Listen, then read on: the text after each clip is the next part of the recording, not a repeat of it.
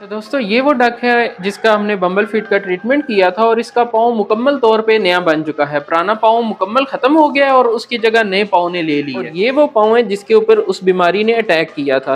अब आप दोनों के अंदर अगर फ़र्क देखें। अस्सलाम वालेकुम दोस्तों, मैं हूं मोहम्मद उस्मान और आप देख रहे हैं एशियन लैब।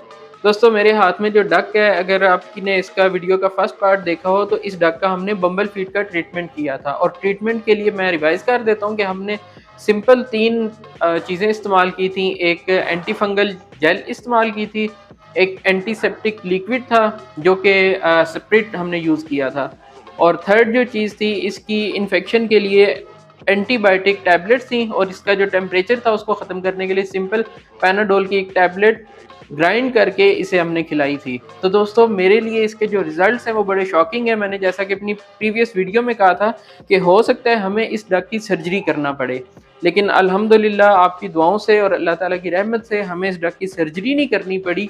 मेडिसिन के साथ ही हमें इसका बहुत अच्छा रिजल्ट मिला और एक ऐसी शॉकिंग चीज़ मेरे सामने आई है जो कि यकीनन आपने भी इससे पहले नहीं देखी होगी। इस डक का जो पाँव था जिसके ऊपर डिजीज़ ने अटैक किया था, वो पाँव मुकम्मल तौर पे ख़त्म हो गया और उसकी जगह पूरा नया पाँव बन गया है। दोस्तों फर्स्ट टाइम मेरे साथ ऐसा हुआ है। मैं इससे पहले जो हैंड्स रोस्टर्स इनके पाँव का बम्बल फीड का ट्रीटमेंट करता रहा हूँ, लेकिन वो बम्बल फीड का ट्रीटमेंट इस तरह से होता था कि वो ऊपर से इन्फेक्शन ख़त्म हो जाती थी, लेयर ख़त्म हो जाती थी, उसकी जगह नई स्किन आ जाती थी। लेकिन फर्स्ट टाइम ऐसा हुआ है कि इसकी सिर्फ बोन्स वही पुरानी है, उसके ऊपर जितना गोश्त है वो नया इसका बन गया है। तो मैं वीडियो में क्लोजअप व्यू में आपको दिखाता हूँ कि कौन सा इसका पाँव नया बना है और कौन सा पुराना। ये डक का है नॉर्मल पाँव। आप देखें इसके अंदर जो इसकी स्विमिंग के लिए अल्लाह ताला ने निज़ाम बनाया होता है, यहाँ पे एक झिल्ली होती है और इसके अंदर भी वेन्स होती हैं, मीन्स के ब्लड की सर्कुलेशन हो रही होती है।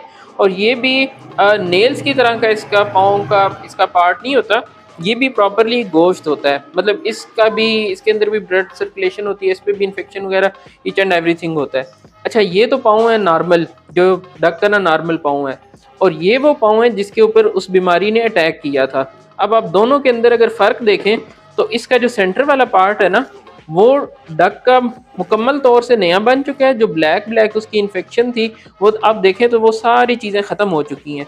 मतलब इस जगह तक उसकी इन्फेक्शन थी वो सारी ख़त्म हो गई। आप इसमें देखें जो कट्स बने हुए हैं, यहाँ से ये काफ़ी डीप जा रहा है, यहाँ से भी काफ़ी डीप जा रहा है।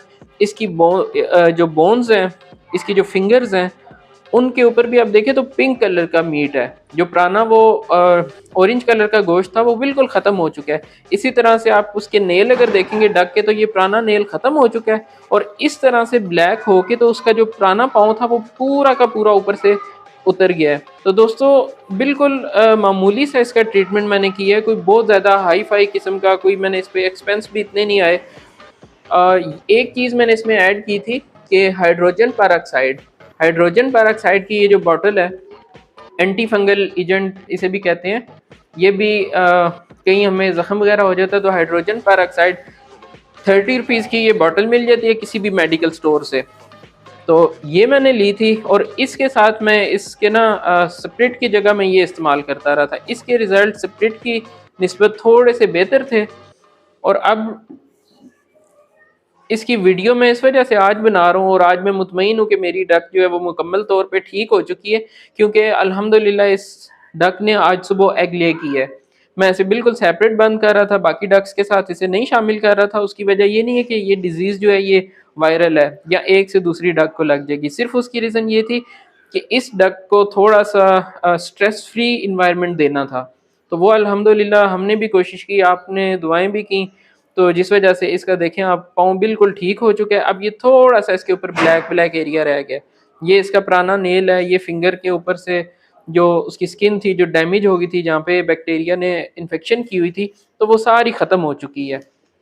तो इस डक को आज मैं वापस बाकी डक्स के साथ छोड़ दूंगा। इसने अंडे देने स्टार्ट कर दिए हैं। आपने देख लिया कि बम्बल फीड अगर मुर्गियों में, बत्तखों में या किसी भी बर्ड में, कबूतर वगैरह में अगर ये बीमारी अटैक कर देती है तो आपने उस जानवर को ज़ाया नहीं करना, आपने उसको ख़त्म नहीं कर देना, आपने उसका इलाज करना है। बिल्कुल मामूली सा इलाज है और अल्हम्दुलिल्लाह आपका बर्ड जो है वो बहुत जल्दी रिकवर कर जाएगा और वो बाकी बर्ड्स के साथ आप उसे शामिल भी कर सकते हैं।